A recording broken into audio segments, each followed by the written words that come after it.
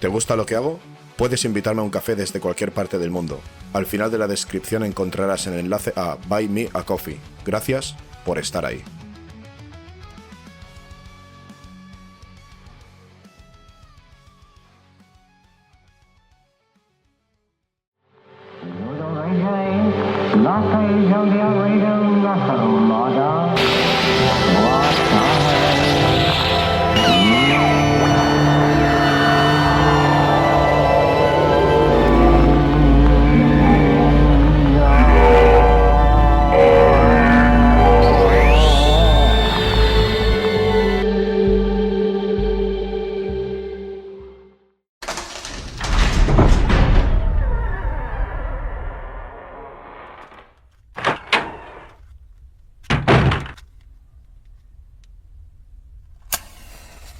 Saludos.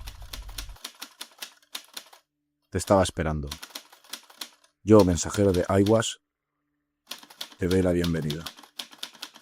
Acabo de terminar mi trabajo. Por favor, toma asiento. Este tema te va a encantar.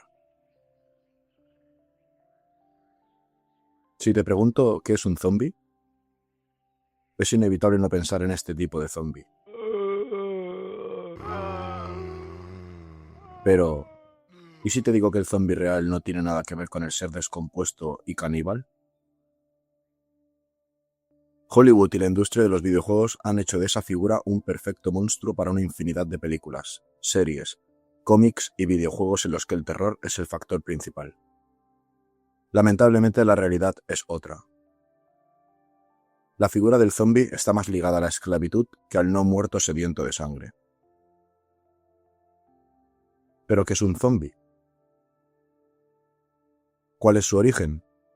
¿Es posible crear un zombie? Quédate conmigo y viajemos juntos a conocer una de las figuras más legendarias que existen en el mundo siniestro del terror. ¿Comenzamos?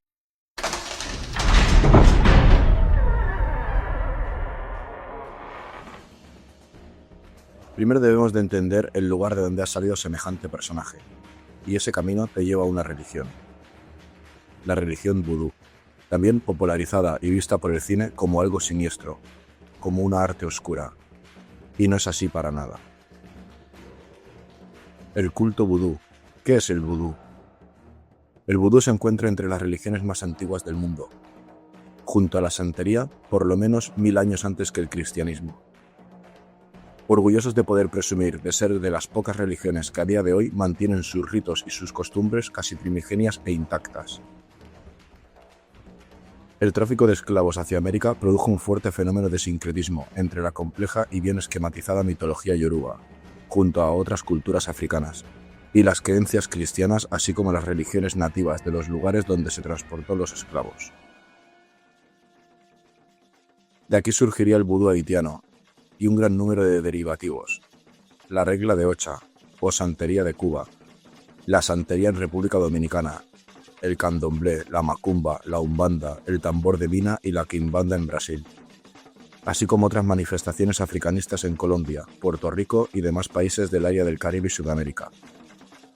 Algunos de estos derivativos han llegado a Europa en décadas recientes, sobre todo de la mano de emigrantes retornados. Es una religión originaria de África Occidental, donde actualmente sigue siendo practicada por miembros de las etnias Ewe, Kabye, Adja, Mina, Fonte Togo, Benín, Ghana y Nigeria. Es distinto de las varias religiones africanas tradicionales en el interior de estos países, y es la fuente principal de religiones con nombres similares que se encuentran entre la diáspora africana en las Américas, tales como el vudú haitiano, el vudú de Luisiana, el vudú cubano, el vudú dominicano y el vudú brasileño. Candomblé, jeje y tambor de mina. Estas variantes se alejan del vudú o vudún en tanto se originaron del sincretismo que se produjo en el área del Caribe, entre las creencias que poseían los esclavos trasladados desde el África Occidental y la religión cristiana católica practicada mayoritariamente en estas tierras, cuyas prácticas difieren en ciertos aspectos con el vudú africano. La teología y la práctica del vudú. La cosmología vodún se centra en los espíritus vodún y otros elementos de esencia divina que gobiernan la Tierra. Una jerarquía que va desde deidades mayores que gobiernan las fuerzas de la naturaleza y la sociedad humana hasta espíritus de los arroyos, árboles y rocas individuales, así como decenas de vodún étnicos defensores de un determinado clan, tribu o nación. Los vodún son el centro de la vida religiosa. Similitudes percibidas con doctrinas católicas como la intercesión de los santos y los ángeles permitieron que el vodún pareciera compatible con el catolicismo y ayudaron a producir religiones sincréticas como el vudú haitiano. Los adeptos también hacen hincapié en el culto de los antepasados y sostienen que los espíritus de los muertos conviven en el mundo de los vivos, teniendo cada familia de espíritus su propio sacerdocio femenino, a veces hereditario, cuando va de madre a hija de sangre. Los patrones de culto siguen varios dialectos, espíritus, prácticas, cantos y rituales. La divina creadora llamada Mawu o Mau es la deidad femenina.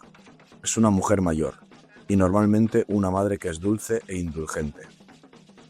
También se le considera la diosa dueña de todos los demás dioses y, aunque no haya ningún templo en su nombre, la gente sigue rezándole sobre todo en tiempos de angustia.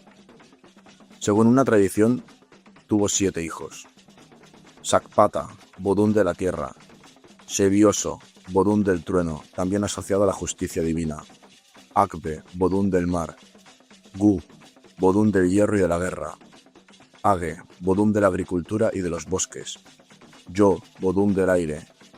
Y Legba, vodún de lo impredecible.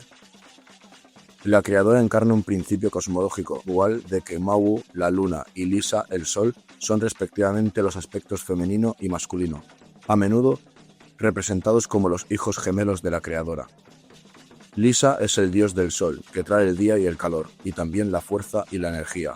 Mawu, la diosa de la luna, proporciona el frescor de la noche, la paz, la fertilidad y la lluvia.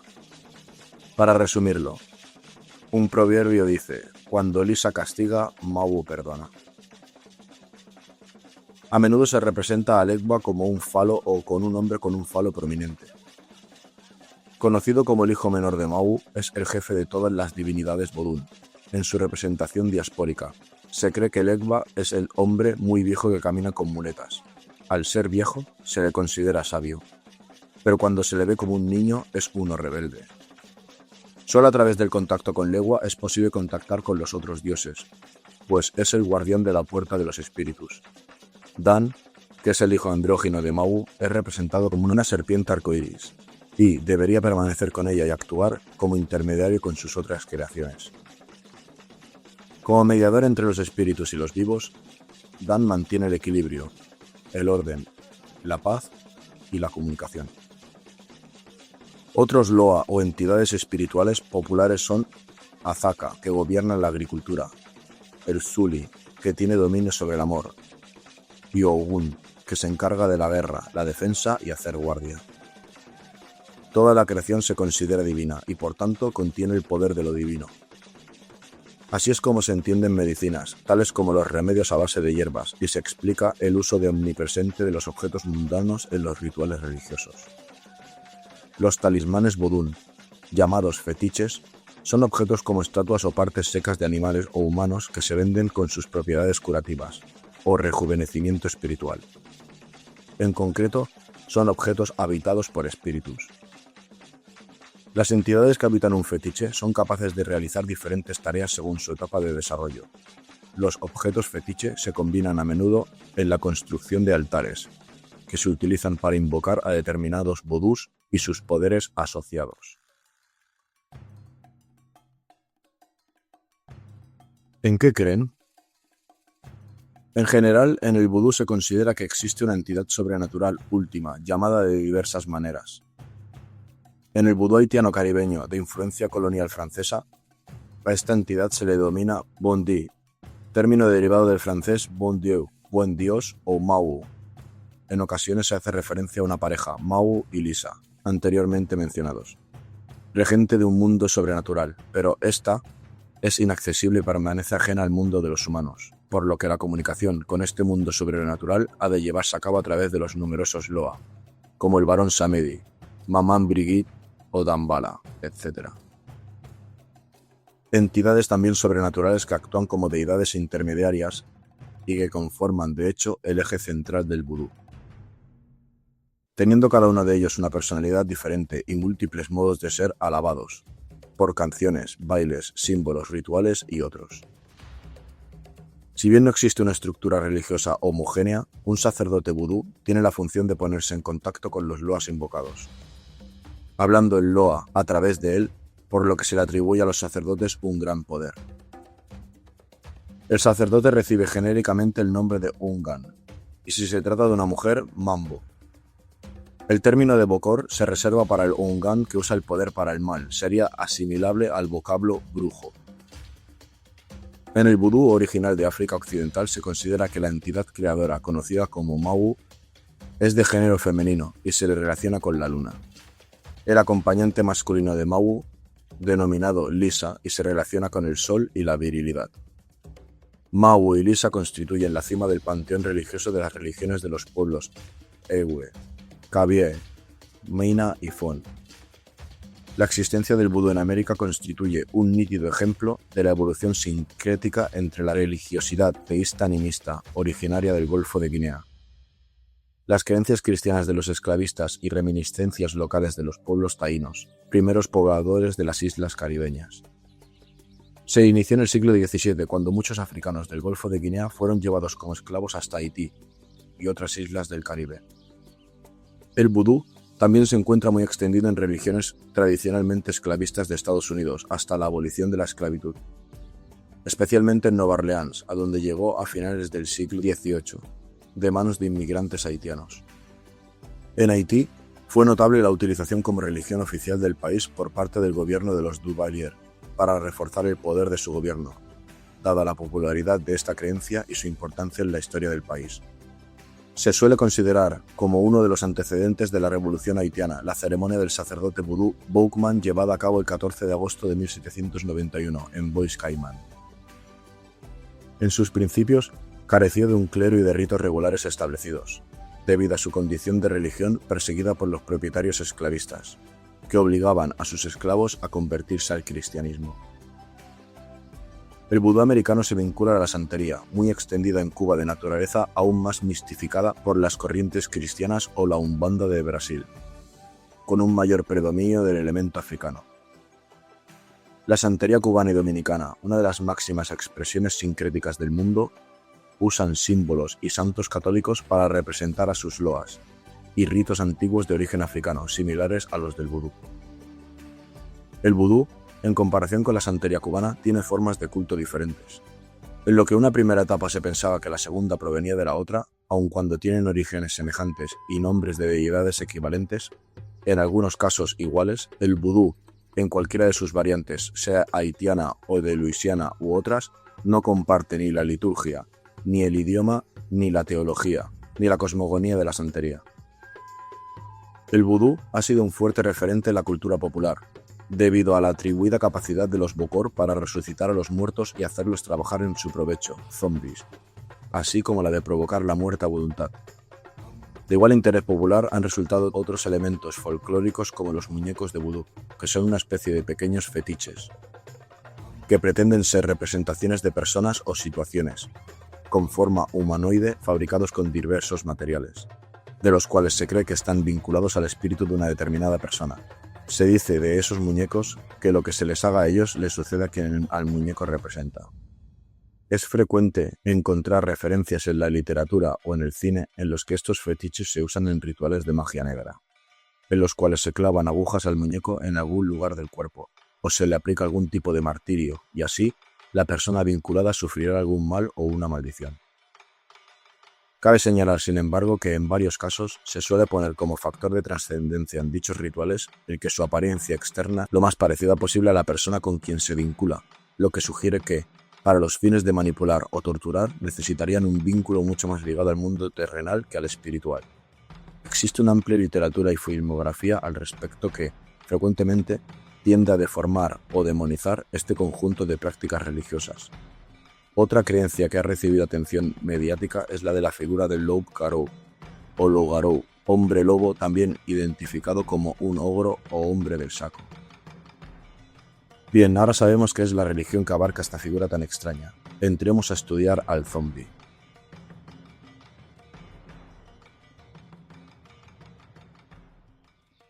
¿Qué es un zombie? Se refiere en términos generales a un ente que, de una manera u otra, puede resucitar o volver a la vida. El concepto de zombie encuentra sus orígenes en una figura legendaria propia del culto vudú haitiano. Se trata de un muerto resucitado por medios mágicos por un hechicero, para convertirlo en su esclavo.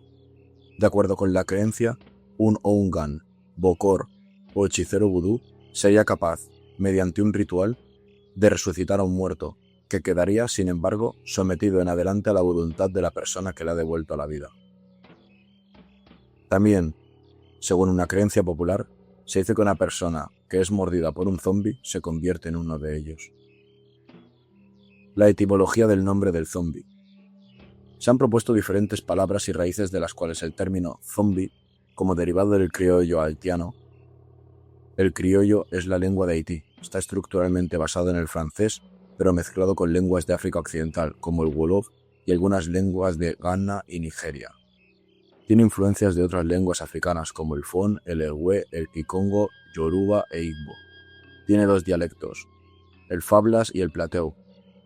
El criollo haitiano evolucionó con un dialecto del francés hablado por la población negra, pero el francés y el criollo haitiano ya no son inteligibles entre sí, por lo que es incorrecto referirse al creol como el dialecto del francés. Regresando a la etimología del nombre del zombi, es más factible que, debido a la relación racial, lingüística y cultural de Haití con África, el término haya derivado de lenguas africanas.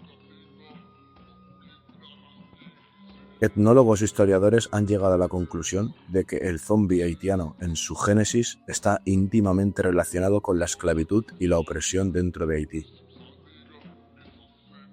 En 1697 se dio la primera aparición significativa del concepto y de la palabra zombi, dentro de la novela autobiográfica de Pierre Corneille, de Blessebois, Le Zombie du Grand Pirou o La Comtesse de Cogan. Dentro de la novela, la figura del zombi resulta muy ambigua y se refiere principalmente a una entidad incorpórea. También en el siglo XIX el visitador y ministro residente en Haití Spencer St. John contaba a sus amistades británicas cuentos de canibalismo y vudú, que incluían la ingesta de infantes y la exhumación de cadáveres como partes de rituales. La relación entre el esclavo y la figura del zombi ha sido anotada por varios estudiosos del tema.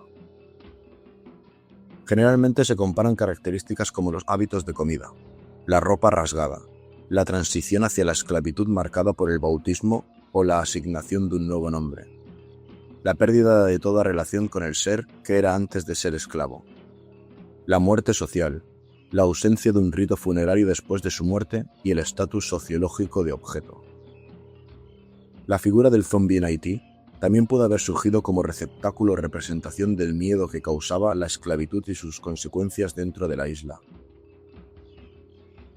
Se ha argumentado también que el concepto de zombi proliferó, sobre todo a principios del siglo XX y principalmente en Norteamérica, gracias al contexto de explotación y denigración en Haití, debido a que los productos culturales como el libro de Magic Island de 1929 de William Seabrook o la película de White Zombie de 1932 de Victor Halperin pudieron haber ayudado a justificar, en la opinión pública norteamericana, la intervención política y militar de los Estados Unidos de América entre 1915 y 1934 en una isla considerada barbárica, entre comillas.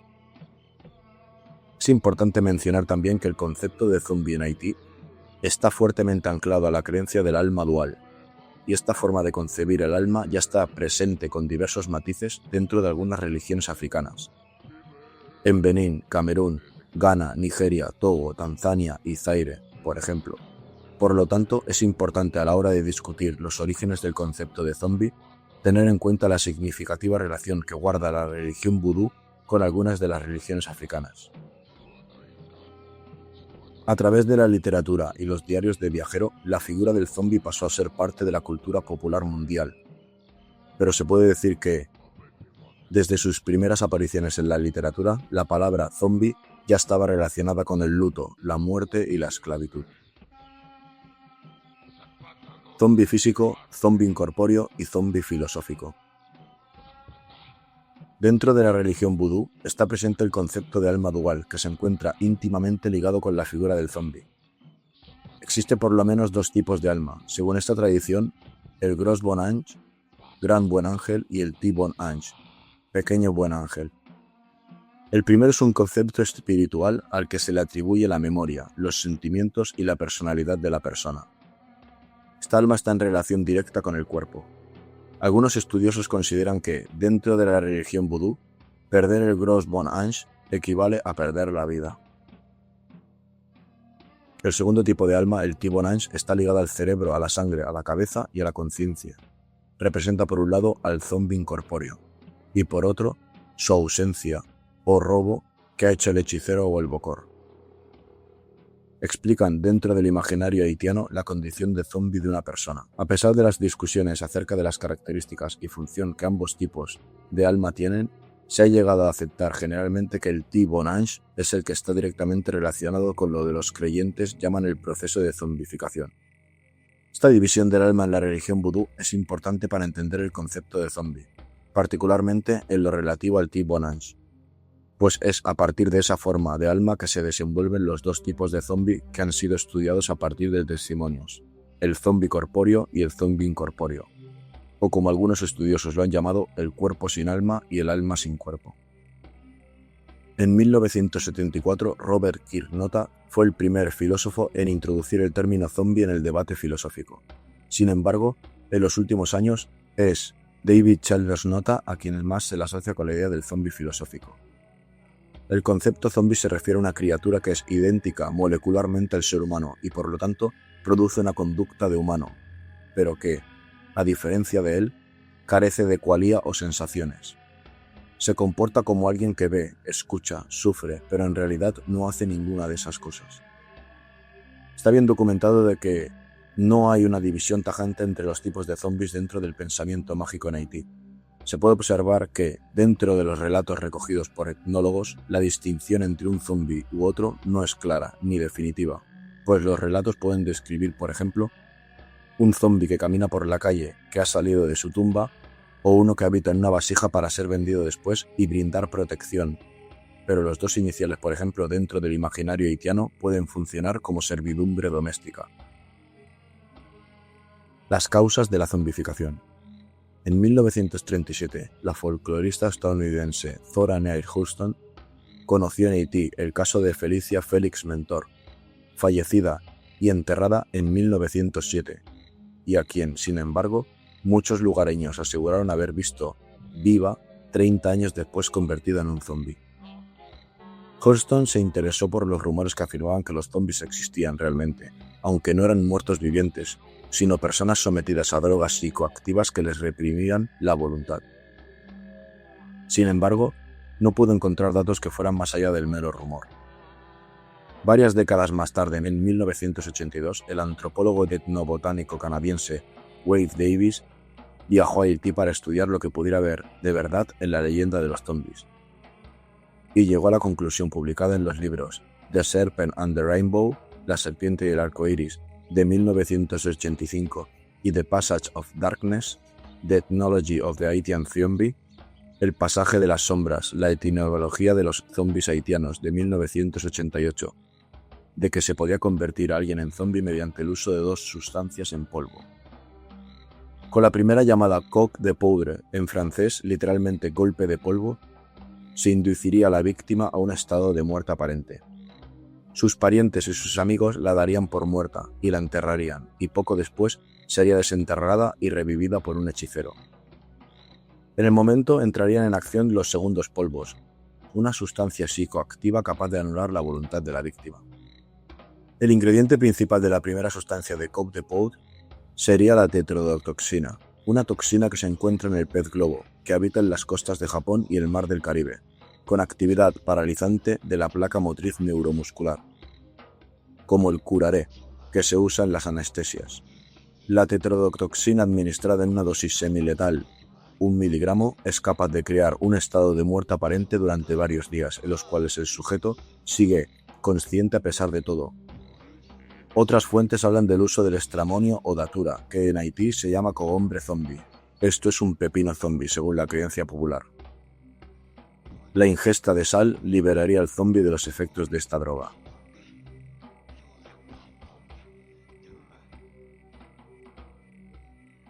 El ritual y el hechicero. La figura del brujo o hechicero es sumamente importante, es una figura de poder, a la que todos respetan. Como dijo el bokor Max Boudard, es mejor zombificar a alguien condenado por la sociedad que una vez esclavizado al menos trabajará, que meterlo en la cárcel o matarlo, ya que de esa forma no aporta nada a la comunidad. Escuchando esto, entiendes el porqué de este ritual. La persona pierde totalmente la identidad, se convierte prácticamente en un robot. Es, digamos, una persona pero con las facultades muy disminuidas. Hace las necesidades básicas de un humano, come poco, trabaja muy duro, no habla y no se queja. A la víctima se le sopla el polvo en la cara, e incluso se le puede poner en el suelo y puede surtir efecto al pisar el polvo. Polvo hecho con una tetrodotoxina y plantas junto a más ingredientes secretos. Esta persona cae en una catalepsia tan profunda que el corazón apenas llega a 2 pulsaciones por minuto, por lo que se le da por muerto y se le entierra. Pero no puede morir físicamente, por lo que se le debe dejar una reserva de oxígeno para que no muera. Desde el exterior, la persona parece completamente muerta, pero en realidad respira muy ligeramente, su temperatura es muy baja, el corazón late muy lentamente. Todos los signos de muerte parecen estar reunidos, mientras que, en realidad, la persona está consciente. Si se le abren los ojos, ve y sigue escuchando y entendiendo todo lo que pasa a su alrededor.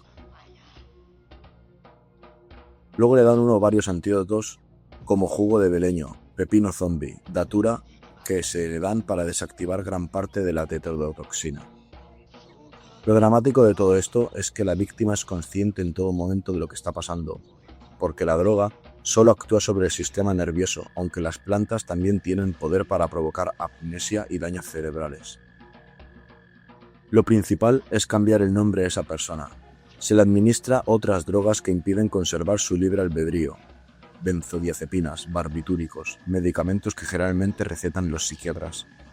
Pero en este caso, es para quebrar completamente a la persona. Como los esclavos en el pasado, una dieta sin sal, en alguien que no tiene insuficiencia cardíaca, produce un edema en el cerebro y bastantes desórdenes que amplifican la pérdida del libre albedrío. Se convierten en auténticos esclavos del mundo moderno. Trabajan en campos de cañas de azúcar al otro lado de la isla, en fábricas, o a menudo sirven para cuidar enfermos o niños en las casas de otros bokors, brujos. Simplemente desaparecen. Ya no son las mismas personas. Es una pena peor que la propia muerte. Para los que logran escapar de esta suerte, la reintegración a la sociedad es muy difícil, puesto que se supone que están muertos. Sí, a veces logran escapar. Por una razón u otra, se les deja de dar psicotrópicos o por casualidad encuentran sal y la pueden comer. En ese caso, necesitan varios días para recuperar un poco de consciencia. También pasa que familiares suyos a veces los reconocen. Y ahí surge un problema. Es verdad, no se puede hacer un certificado de resucitación, por razones evidentes. Pero se puede poner en marcha una suerte de adopción por parte de la familia de origen. Es lo que está tratando de hacer un abogado en Puerto Príncipe. Se le da un nuevo nombre a esa persona que era considerada muerta pero que en realidad estaba viva. Hablemos de las zombificaciones populares y el reconocimiento de delito.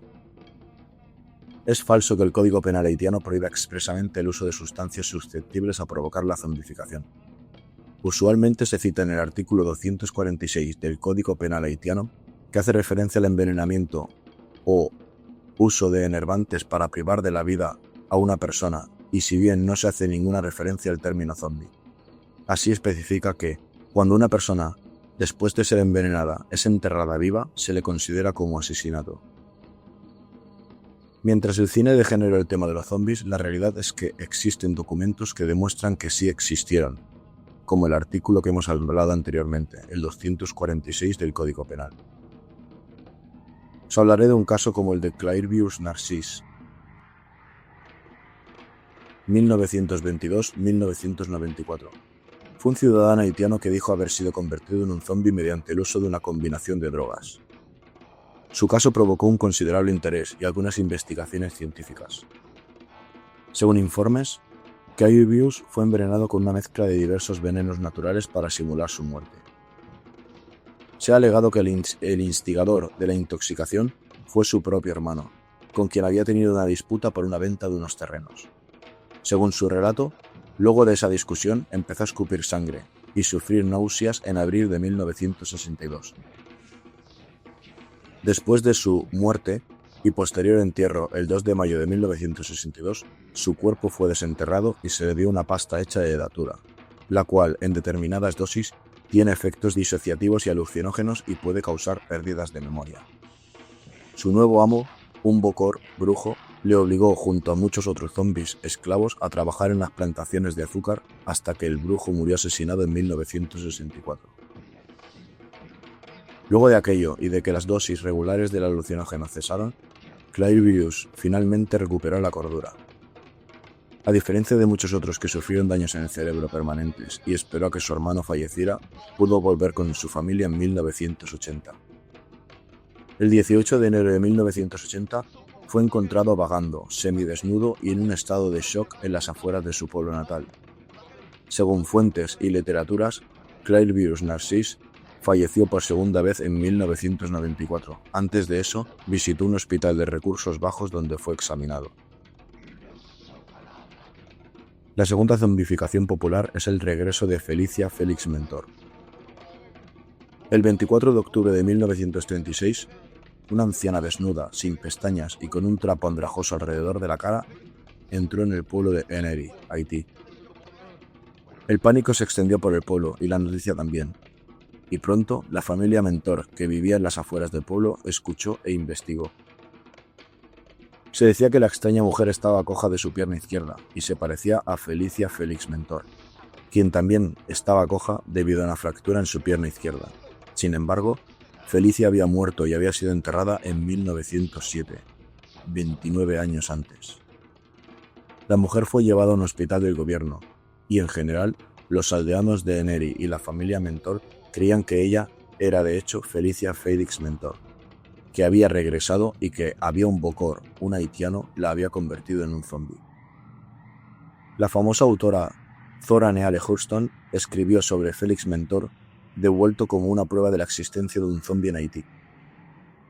E incluso dijo que en una conversación directa con uno de los médicos involucrados en el caso Felix Mentor, se había dicho que había una creencia entre los médicos de que los zombies no eran el resultado de la magia, sino el resultado de alguna droga desconocida que suprimía el habla y el libre albedrío de aquellos expuestos a esa droga. Las publicaciones del antropólogo Wade Davis atrajeron la atención de los estudiosos del tema debido a la amplia difusión de su libro The Serpent and the Rainbow, La serpiente y el arco iris, que fue, además, base para la película homónima de Wes Craven en 1988. Sin embargo, sus teorías han sido ampliamente refutadas por varios investigadores. Se afirma, por ejemplo, que los efectos que son supuestamente provocados por la zombificación pueden explicarse completamente a partir de la amnesia, la esquizofrenia y otros trastornos mentales. También se dijo que los ejemplos proporcionados por David contenían ingredientes confusos, o cuyos efectos eran inciertos o nulos. Además, solo 2 de los 8 tipos de polvos presentados por Davis en sus estudios contenían pequeñas y aparentemente inofensivas cantidades de tetrodotoxina. Se alega igualmente que el hecho de que Davis haya pasado tan poco tiempo en Haití, su desconocimiento de la lengua criolla, los pocos conocimientos que parecía tener sobre la religión y la historia de ese lugar, además de la manera friccionada en la que presentan algunas de sus publicaciones, da como resultado que sus investigaciones sean poco profundas y crédulas.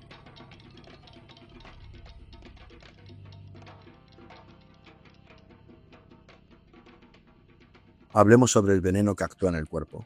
¿Qué es la tetrodotoxina?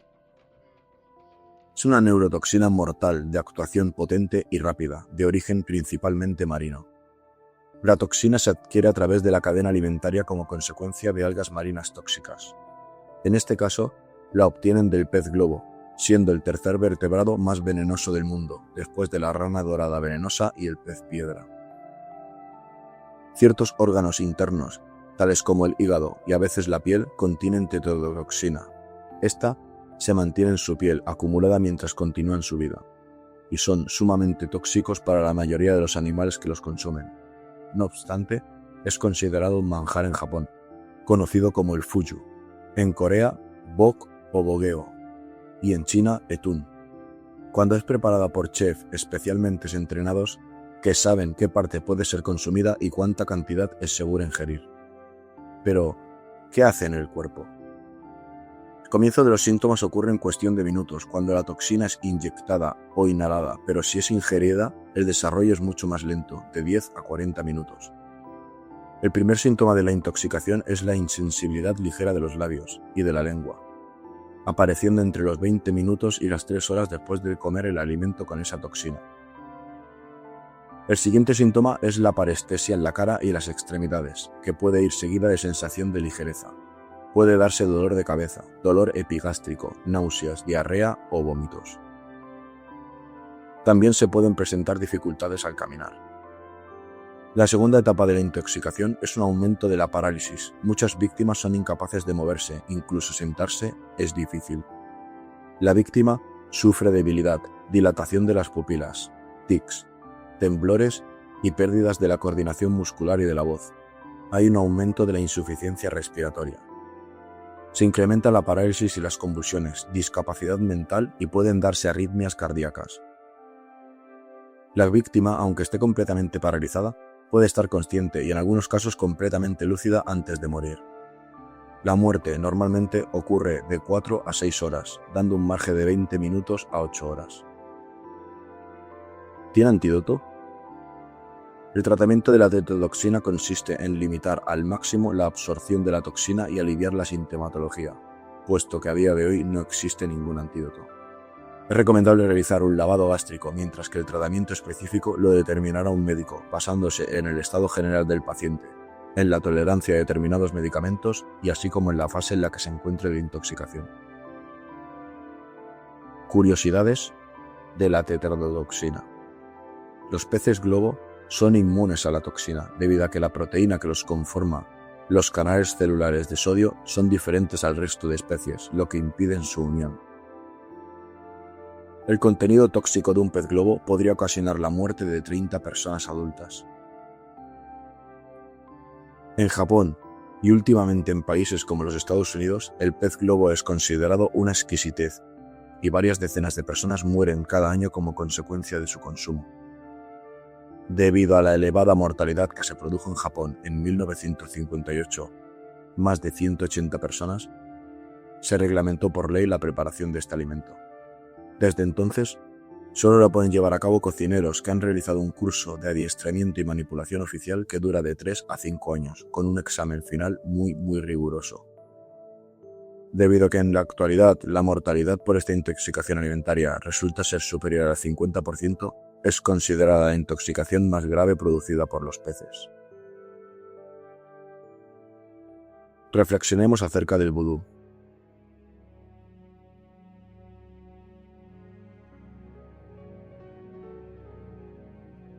Debemos de diferenciar en todo momento el vudú de la magia negra, que tanto confunde a la gente.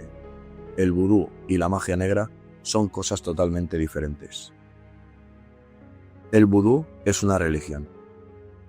Que se puede practicar la magia, sí, como puede ser en el palo mayombe, muy común en Cuba. Pero la magia no tiene color. Todo depende de lo que quieras hacer con ella. Demasiada desinformación. Demasiado cine made in Hollywood. Debemos de matizar todo esto.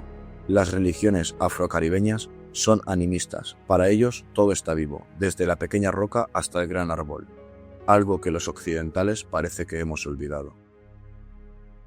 Pero repito, se puede usar para hacer el mal, sí, pero obviamente debes de pagar un precio caro, y no es económico precisamente. Además, no es común ver prácticas de magia negra en esta religión. Quizás el peligro de las religiones afrocaribeñas es que son tremendamente eficaces y muy duras. La única manera de ver y saber ciertos registros de esta es estar dentro de esta religión.